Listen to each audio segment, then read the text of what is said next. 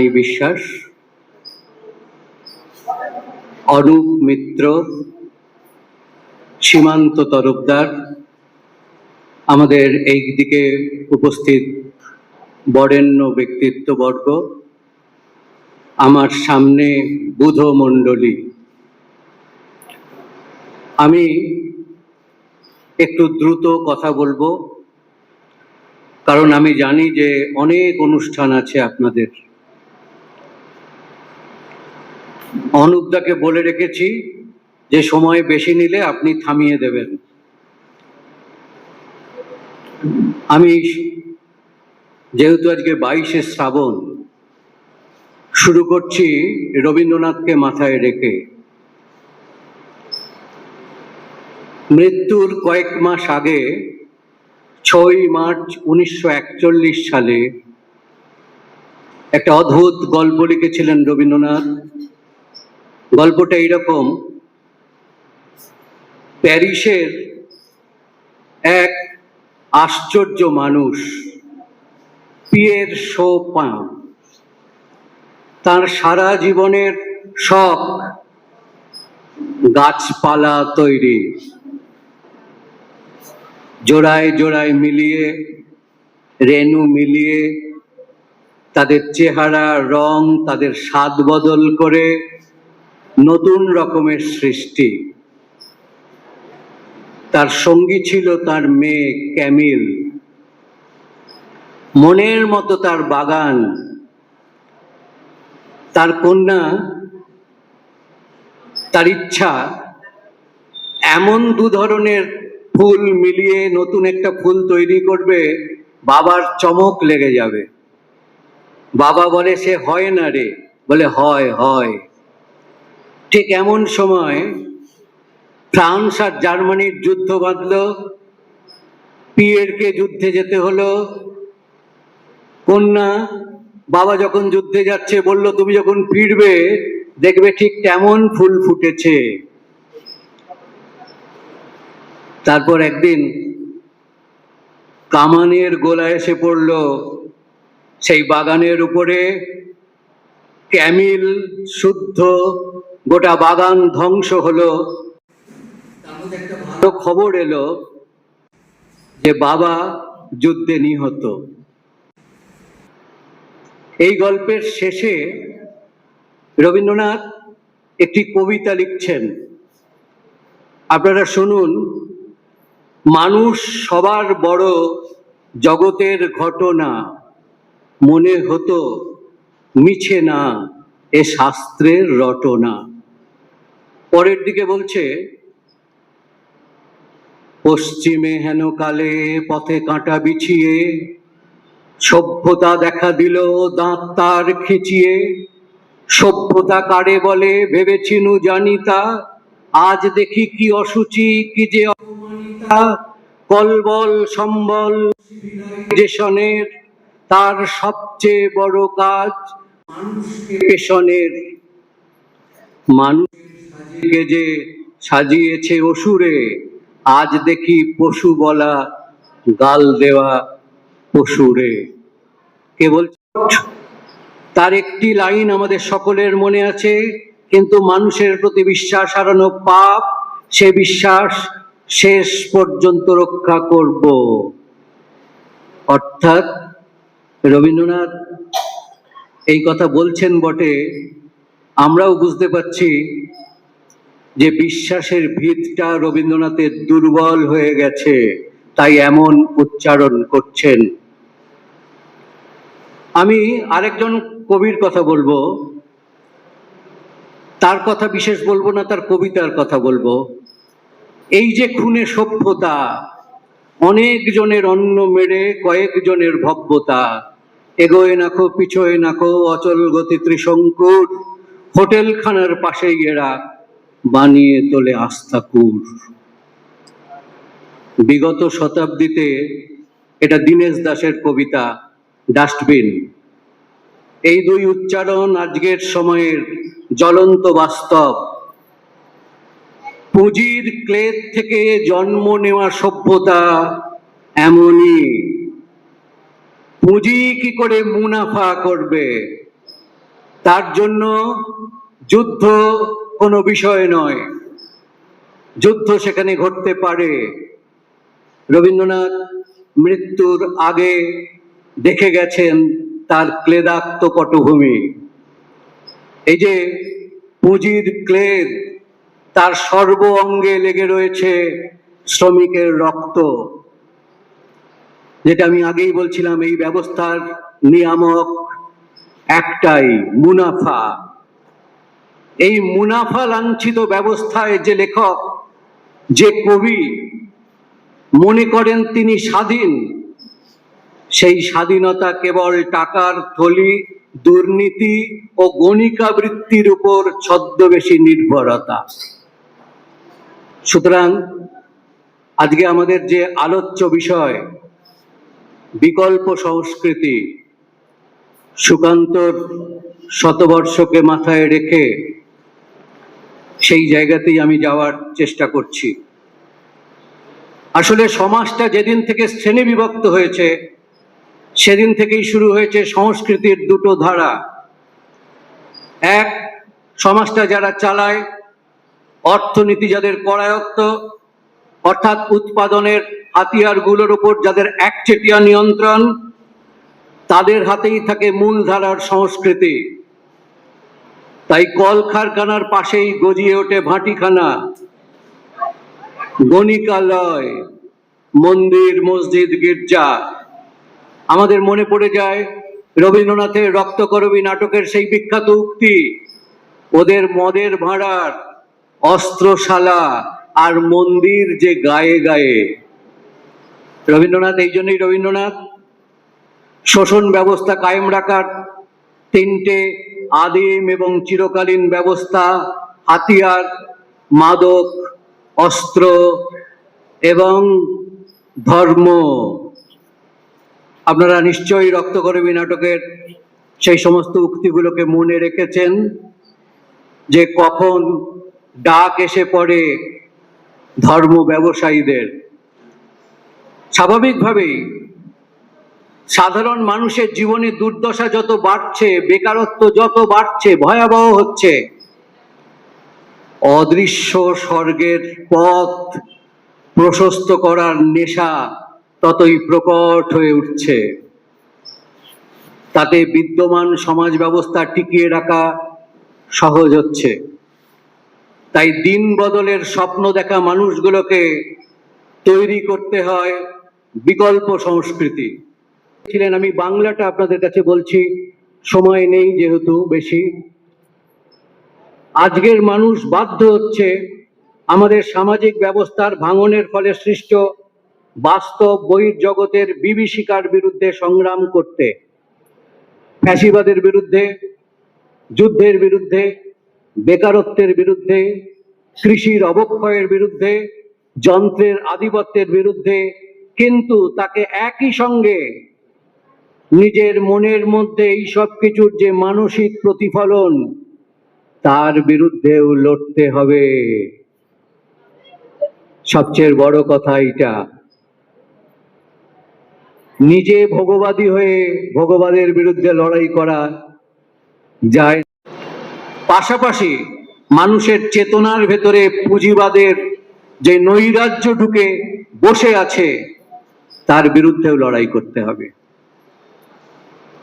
সুকান্ত হলেন এই সংগ্রামের একজন ঋত্বিক। কেন আমরা সুকান্তর শতবর্ষ এমন ভাবে পালন করছি?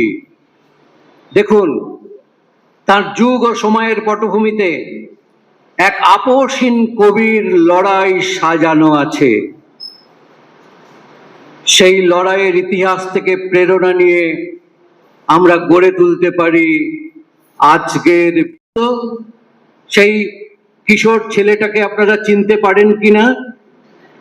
দোতলার ঘরে পড়ার সময় শতদ্রু আজকাল অন্যমনস্ক হয়ে পড়ে। জানলা দিয়ে সে দেখতে পায় তাদের বাড়ির সামনের বস্তিটার জন্য যে নতুন কন্ট্রোলের দোকান হয়েছে, সেখানে নিদারুণ ভিড়, আর চালের জন্য মারামারি, কাটাকাটি, মাঝে মাঝে রক্তপাত আর মূর্ছিত হওয়ার খবরও পাওয়া যায়। সেই দিকে চেয়ে থাকতে থাকতে সে স্কুলের পড়া ভুলে যায়। অন্যায় অত্যাচার দেখে তার রক্ত গরম হয়ে ওঠে, তবু সে নিরুপায়।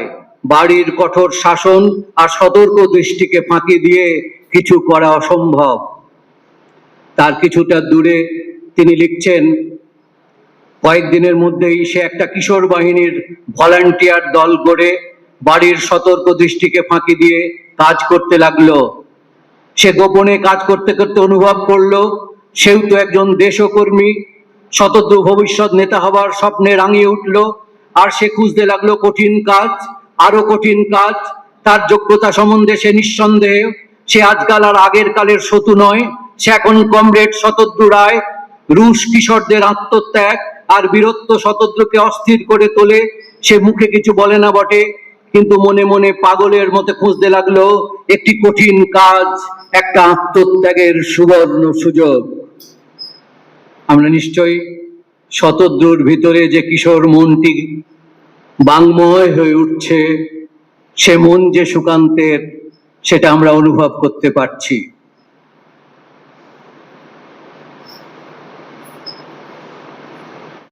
একটা ছোট্ট পরিচয়, ভাবতে অবাক লাগে। 14-15 বছরের লাজুক এই ছেলেটি তৎকালীন কমিউনিস্ট পার্টির সংস্পর্শে আসেন। মাত্র 18 বছর বয়সে তিনি কমিউনিস্ট পার্টির সদস্যপদ অর্জন করেন। তারও আগে 16 বছর বয়সে ফ্যাসি বিরোধী লেখক শিল্পী সংঘের কর্মী হিসেবে আত্মপ্রকাশ করেন। মাত্র 15 বছর বয়সে কয়েকজন ছেলেকে নিয়ে বেলেঘাটা স্টুডেন্টস লাইব্রেরি তৈরি করেন, ছাত্র ফেডারেশনের কাজ শুরু করেন। 43 সালে কিশোর বাহিনী তৈরি হলে 44 সালে তিনি তার দায়িত্ব নেন।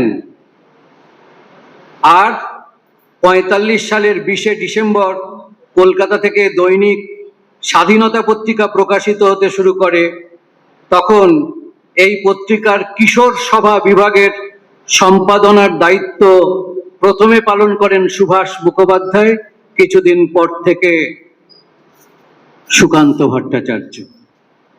অর্থাৎ একটাই মাত্র জীবন, সেই জীবনকে কিভাবে কাজে লাগানো যায় আরো বেশি বেশি করে মানুষের কাজে। বিকল্প সংস্কৃতি, বিকল্প সংস্কৃতি মানে কি? বিকল্প সংস্কৃতি, সংস্কৃতি তো শুধু নাচ গান আবৃত্তি নয়, সংস্কৃতি হচ্ছে জীবন চর্যা। সেই জীবন চর্যার ভিতরে বিকল্পের যে রসায়ন সুকান্তর জীবনে ফুটে উঠেছিল, তাকে যদি আত্মস্থ আমরা করতে না পারি, তাকে যদি আমরা কাজে পরিণত করতে না পারি, তাহলে বিকল্প সংস্কৃতি বিকল্প সংস্কৃতি বলে আমরা চেঁচিয়ে মরে গেলেও আমরা কিচ্ছু করতে পারবো না। কি করেছিলেন তিনি? যখন তিনি শুরু করছেন, যখন এরকম সংশয়ের পরিস্থিতি, ঠিক সেই সময় 1942 সালে তৈরি হচ্ছে ফ্যাসি বিরোধী লেখক শিল্পী সংঘ। সুকান্ত তার নিজের অবস্থানটা জানতে পারছেন, বুঝতে পারছেন। পৃথিবীব্যাপী মহৎ যে আয়োজন চলছে, তাতে ঝাঁপিয়ে পড়তে হবে। জনচিত্তকে উদ্বুদ্ধ এবং সংগঠিত করাই তার কাজ। তিনি কি পারেন? এটি অল্প বয়সী ছেলে, রোগা। সেই ছেলেটি, সে যুদ্ধ করতে পারে না, সে বোম ছুটতে পারে না, গুলি চালাতে পারে না। তার হাতে আছে একটি কলম। সেই কলম দিয়ে তার কাজ হচ্ছে মানুষকে জাগানো, মানুষকে জাগাতে হবে। মানুষ ঘুমিয়ে আছে, যে নিরন্ন বুভুক্ষু লক্ষ কোটি মানুষ, যে বুঝতেই পারে না পৃথিবীটাকে কারা এরকম বানিয়ে রেখেছে, কাদের ষড়যন্ত্রে মানুষের ঘরে খাবার জোটে না। সেই মানুষকে ভেতর থেকে জাগাতে হবে। ভেতর থেকে মানুষকে জাগাতে পারলে একদিন না একদিন মানুষ তার পৃথিবী গড়ে নেবে, সে যেমন পৃথিবী চায়। তিনি খ্যাতি চান না, তিনি যশ চান না, তিনি প্রতিষ্ঠা চান না। তিনি চান তার কবিতা সাইরেনের মতো বাজবে যুদ্ধক্ষেত্রে। তিনি চান তার কবিতা নিয়ে একজন চাষি, সে চাষ করতে করতে তার কবিতার দু পংক্তি উচ্চারণ করবে। এরকম সুললিত সভায় তার কবিতা উচ্চারিত হবে কিনা সুকান্ত তার পরোয়া করেননি।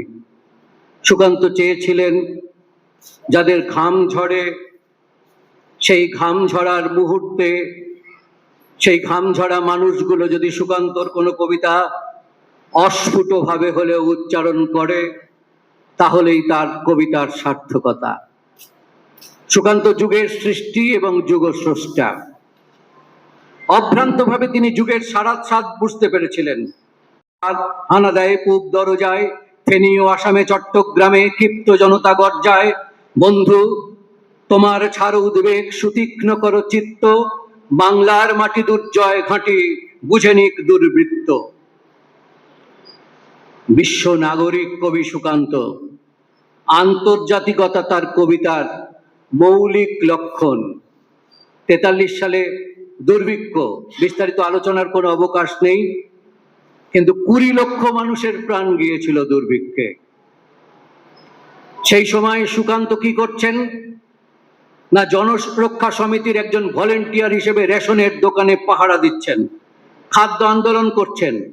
আমার বসন্ত কাটে খাদ্যের শাড়িতে প্রতীক্ষায়, আমার বিনিদ্র রাতে সতর্ক সাইরেন ডেকে যায়। এ নিছক কোনো কবির কষ্ট কল্পনা নয়, বাস্তব।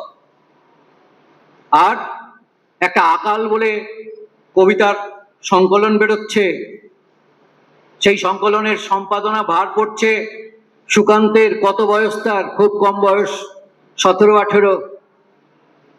তার ভূমিকায় মর্মস্পর্শী ভাষায় লিখছেন, 1350 সম্বন্ধে কোনো বাঙালিকে কিছু বলতে যাওয়া অপচেষ্টা ছাড়া আর কি বা হতে পারে। কেননা 1350 কেবল ইতিহাসের একটা সাল নয়, নিজেই একটা স্বতন্ত্র ইতিহাস। সেই ইতিহাস একটা দেশ শ্মশান হয়ে যাওয়ার ইতিহাস, ঘর ছাড়া গ্রাম ছাড়ার ইতিহাস, দরে দরে কান্না আর পথে পথে মৃত্যুর ইতিহাস, আমাদের অক্ষমতার ইতিহাস। শুরুতেই হয়েছে, আমি এক দুর্ভিক্ষের কবি, প্রত্যহ দুঃস্বপ্ন দেখি, মৃত্যুর সুস্পষ্ট প্রতিচ্ছবি। আবার ওইখানেই তিনি উচ্চারণ করেছেন, আদিম হিংস্র মানবিকতার যদি আমি কেউ হই, স্বজন হারানো শ্মশানে তোদের চিতা আমি তুলবই। তিনি অভ্রান্তভাবে বুঝছেন যুগের সারাৎসার, মুক্তির ঠিকানা। রক্তে আনো লাল, রাত্রির গভীর বৃন্ত থেকে ছিঁড়ে আনো ফুটন্ত সকাল। বিচার শুরু হচ্ছে, আপনারা জানেন যারা বয়স্ক মানুষ, রশিদ আলী ডে। কি হয়েছিল সেদিন কলকাতায়? কলকাতায় আন্দোলনরত ছাত্রদের উপর গুলি চলল, ধর্মতলা স্ট্রিটে লুটিয়ে পড়ল রামেশ্বর বন্দ্যোপাধ্যায়, আব্দুস সালাম। পরের দিন খবরের কাগজে লেখা হলো, এই এখন হয়েছে দেখবেন। কি হয়েছে? গুন্ডা দমন আইন। সে আইন কার জন্য? আমরা যদি 45 সালে ফিরে যাই তাহলে বুঝতে পারবো। পরের দিন খবরের কাগজে লেখা হয়েছিল, 2 জন গুন্ডার মৃত্যু, রামেশ্বর বন্দ্যোপাধ্যায় এবং আব্দুস সালাম। কিন্তু সুকান্তর সঙ্গে তার কি সম্পর্ক? কয়েকদিন পরে চট্টগ্রামে ছাত্র ফেডারেশনের সম্মেলন, সেখানে তিনি ঠিকানা কবিতাটা লিখলেন, আপনারা সবাই জানেন। জালিয়ানওয়ালার যে পথের শুরু, সে পথে আমাকে পাবে, জালালাবাদের পথ ধরে ভাই ধর্মতলার পরে দেখবে ঠিকানা লেখা প্রত্যেক ঘরে, ক্ষুব্ধ এদেশে রক্তের অক্ষরে। 1919 সালের জালিয়ানওয়ালাবাগ, 1930 সালের চট্টগ্রামের জালালাবাদের পাহাড়ের লড়াই মাস্টারদার নেতৃত্বে, আর ধর্মতলার রক্তক্ষয়ী লড়াই ছাত্রদের, এক ঠিকানায় মিলে যাচ্ছে। সুকান্ত মিলিয়ে দিচ্ছেন। আমি 2-1 জনের কথা বলে শেষ করব। আমাদের গ্রাম বাংলাকে সবচেয়ে বেশি চিনতেন, ভালো করে চিনতেন যে সাহিত্যিক, তার নাম তারাশঙ্কর বন্দ্যোপাধ্যায়। সেই তারাশঙ্কর বন্দ্যোপাধ্যায় সুকান্তের মূল্যায়ন করতে গিয়ে কি লিখছেন? তিনি বলছেন, সাধারণ মানুষের প্রাণের গ্লানি সহজ মর্যাদায় প্রথম বাংময় হয়ে উঠেছে সুকান্তের কাব্যে। সাধারণ মানুষের জীবনকে সমবেদনায় অন্তর্দৃষ্টিতে দেখবার যে শক্তি সুকান্তের কাব্যের প্রতি ছত্রে অনুরণিত হয়ে উঠেছে। সে শক্তি সুকান্ত লাইব্রেরি বিহারিণী সরস্বতীর কাছে পায়নি, সে শক্তি সুকান্ত লাভ করেছিলেন জীবনের পাঠশালায়, যার অধিষ্ঠান মাঠে, গ্রামে, বস্তিতে, মিলে, রাজপথে, যার সন্ধান তারাশঙ্করও পেয়েছিলেন মাঠে, গ্রামে, রাজপথে, মিলে, নানান স্থানে, ভিন্নভাবে, ভিন্ন প্রয়োগে। সুকান্ত সাম্যবাদে বিশ্বাসী, কমিটেড কবি, শ্রেণী চেতনায় উদ্দীপ্ত কবিতা তার। আছি অমিতাভ দাশগুপ্তের উচ্চারণ। সুকান্ত যখন রাজকীয় মহিমায়, তখন আমাদের মতো কবিরা নর্দমায়। এটা হয়তো কবিজনোচিত অত্যুক্তি, কিন্তু এর ভেতরে রয়েছে কতগুলো সরল কথা। নির্যাস, তাহলে আমাদের বিকল্প লড়াইটা কোন জায়গায় দাঁড়াবে? যেখান থেকে আমি শুরু করেছিলাম, সভ্যের বর্বর লোভ যে নগ্ন করে মানুষের ওপর অষ্টাবক্র চাপ চাপিয়ে দিচ্ছে, হাঁসফাঁস করছে মানুষ। একটাই মাত্র মানুষের শত্রু, সেই শত্রুটার নাম হচ্ছে মুনাফা, উদ্বৃত্ত মূল্য, শ্রমের উদ্বৃত্ত মূল্য। এই মুনাফার অক্টোপাসে বন্দি মানুষকে যদি মুক্ত করতে হয়, তাহলে মানুষকে জাগাতে হবে। তাহলে বিকল্প সংস্কৃতির লড়াইয়ের কেন্দ্রবিন্দু হচ্ছে মানুষকে জাগানো। সর্দার হাশমি যখন খুন হয়ে গেল, তখন কবি লিখেছিলেন সর্দার মানে জাগা, জেগে থাকা, জাগানো। সুকান্ত মানেও তাই। যতদিন সুকান্ত, ততদিন মানুষ উদ্দীপ্ত হবে। জেগে থাকা, জাগা এবং জাগানোর লড়াইয়ে সুকান্ত সমর্পিত প্রাণ। সবাইকে ধন্যবাদ জানিয়ে